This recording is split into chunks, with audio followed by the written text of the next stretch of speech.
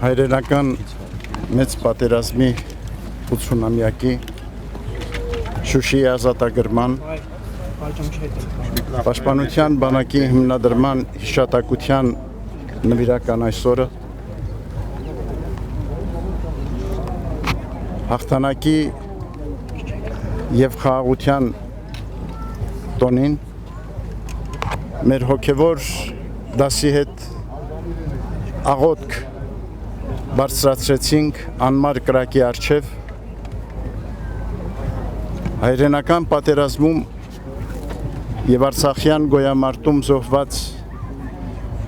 մեր քաջարի զավակների եւ Բաքվում պահվող գերեվարված հայրենիների ու նրանց սիրելիների համար աղոթք բարձրացրեցինք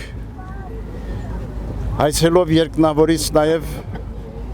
որ զորացնի մեր ժողովրդին դիմագրավելու